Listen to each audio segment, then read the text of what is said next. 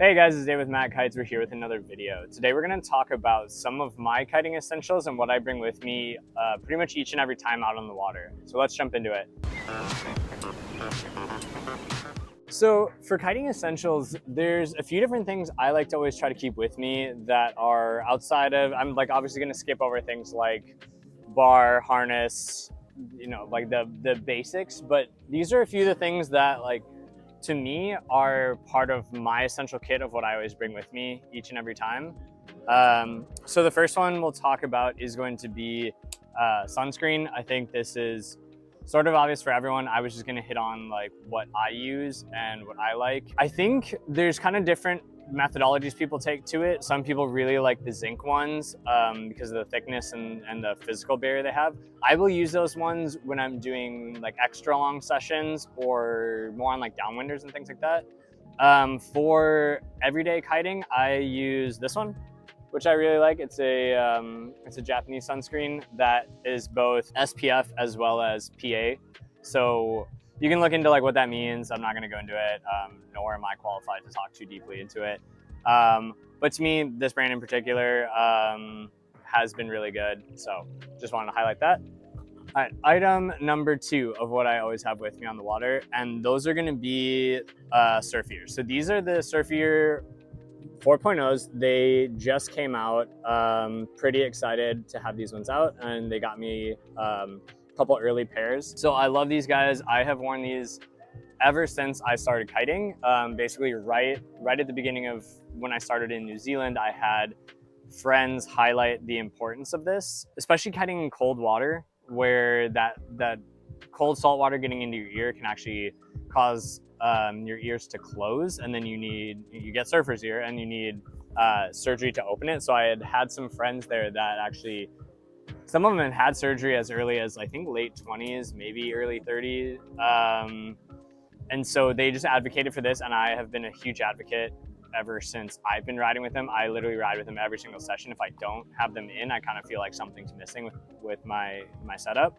I love them because they, I actually have them on here, but they have a mesh screen, so they still let sound and air through, but not water. So you're essentially just blocking from any water getting in.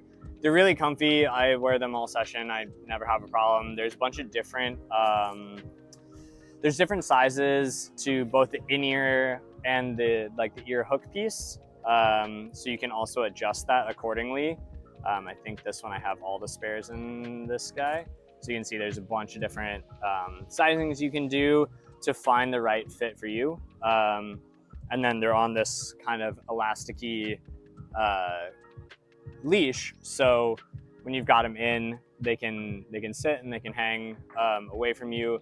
I've actually never had them fall out, even with taking some pretty big crashes. But having this part on it too is nice, just to be sure in case something were to happen. I also have a lot of friends that have used them with diving and things like that too. I have not yet, but I've heard that actually you can still equalize fine with these in, which is pretty cool. So yeah, so number 2 for me on my list is surf ears. I highly recommend them. Definitely check them out. Okay, so number 3, so I've referenced this in some other videos, specifically the back roll hat drag, which we'll put a link to that video here if you want to check that one out. But I tend to always ride with something on my head, whether that be a hat, and I honestly just ride with the Mac hat. I don't mind that it doesn't have the straps and everything to keep on your head, because I like to joke around with it, as you see in the back roll hat drag video. I don't mind it falling off and going and searching for it in the water. It's not really that big a deal to me, depending on what kind of riding I'm doing. That, or I will wear a helmet. Specifically, I will wear this one when trying big air tricks, like when I'm looping or working on other big air aspects, or especially also when board off stuff, because I did actually need stitches in my head this last year because I went for a board off with front hand, playing with the heli loop, threw the board when I didn't think I was getting it on, did not think through the fact that I was throwing it in front of my travel of direction compared to usually when you're doing it with the backhand and you toss it and you're still going the other way. So I landed in the water, heli loop came, brought me up, and I actually came up into the fin of my board. Didn't realize what was going on, and then an hour and a half later when I'd finished my session, I noticed my head was still bleeding, and yeah, so helmet would have been smart on that one. So now I wear the Gaff helmet. Yeah, like I said, specifically when I'm doing big air or certain old school tricks. I also just find it really comfy. I did have some issues with the padding and the liner of it. So I don't know if you'll be able to see it in the camera very well, but I actually had to, I even took the largest size, and I don't think I have that big a head, but I actually had to carve away some of this padding on both the front and back to get it to fit right. And the glue on these ones kind of sucks.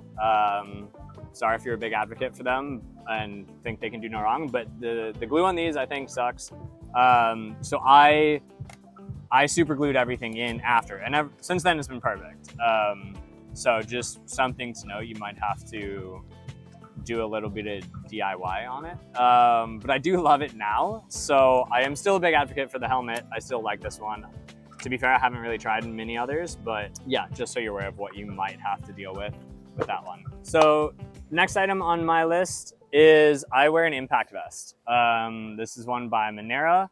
I really like this one. It's a little bit more low profile than any of the others out there, which is good and bad. It might be worth upping the padding to something a little bit bigger, but I do like how slim it is. This is a zipless one, so it just slides on, and then there's actually a couple holes here at the bottom, which, like when I'm wearing board shorts, I will tie through there so the impact vest stays down. It's got a bit of like grip on the inside to supposedly help stay down, but this kind of got cracked and actually sharp sort of quickly. So one trick I found with impact vests is I will wear a thin lycra underneath it. So I found one by like Greenish here in Brazil that I really like. That's just almost kind of looks like those old like Under Armour, like really tight shirts everyone used to wear when they were doing athletics back whenever. So very like tight to the body, and then this goes over it. And then I found I don't get any of that like chafing from this stuff getting kind of old and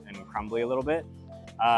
Especially like right where your harness is, where you've got pressure of the harness pushing this against you for full sessions. I started to have some issues with that. But ever since I started wearing some kind of like lycra type thing underneath it, it's been perfect. I haven't had any issues. So I definitely recommend getting an impact vest. I think it can help save your ribs, especially depending on like what kind of crashes you're taking and what's going on. And yeah, once you get used to wearing it, I think the first couple times it's going to feel a little funny. It's going to feel like bulky from what you're used to. But once you wear it a few sessions, and especially if you're wearing a wetsuit, wearing it underneath your wetsuit, and everything's all kind of like tight and in place, like you don't notice it at all after just a little bit. So big advocate for them. I think it's a good idea. So my final item, this is a little bit more of like a bonus item because I do not wear this one every session. I will wear like a smartwatch, Apple Watch, whatever, with the Surfr app, specifically when I am doing more big air stuff. I don't really ever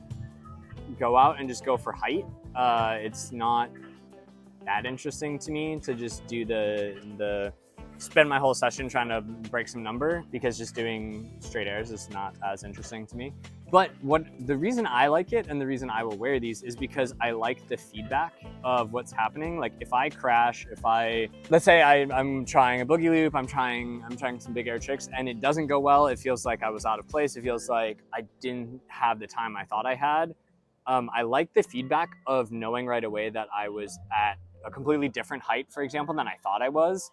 And then it helps me understand like, oh, okay, like it wasn't necessarily like form may not have been bad or whatever. It was just your probably pop and takeoff was bad. So you were doing the whole thing without enough height to get away with it anyways. So I use it more for real-time feedback than ever for kind of going for numbers or anything like that, if that makes sense. Not that there's anything wrong with that. I'm not arguing that. I think it's fun when people do go for it. I have some friends that love chasing kind of beating themselves and getting new PRs. So I do love that aspect for people. It's just not the reason I will wear it and why I take mine out. And then yeah, with the Surfr app, I think you need the pro version to put it on the watch, so it will cost you some money. And then you do get some more insights as far as like your speed coming into jumps and your angle of takeoff. So this is more like angle relative to the wind, which can be helpful. I did notice when I started actually looking into the data, which I hadn't in the past. Yeah, I guess I didn't realize how far upwind I was pointing compared to optimal. So I've been trying to work on that and sort of change that with the feedback from the Surfr app. So I do think there's other value besides just your immediate, how high did I go? Is that why I screwed up? But I think that's something for you to play with and just figure out whether that's helpful for you or not. Guys, that's it for this video. Hopefully you found this helpful. If you have any questions about things like the surf ears or, you know, what hat I'm riding and why and things like that, please just leave a comment below. Happy to chat about any of this stuff, and we'll see you in the next one.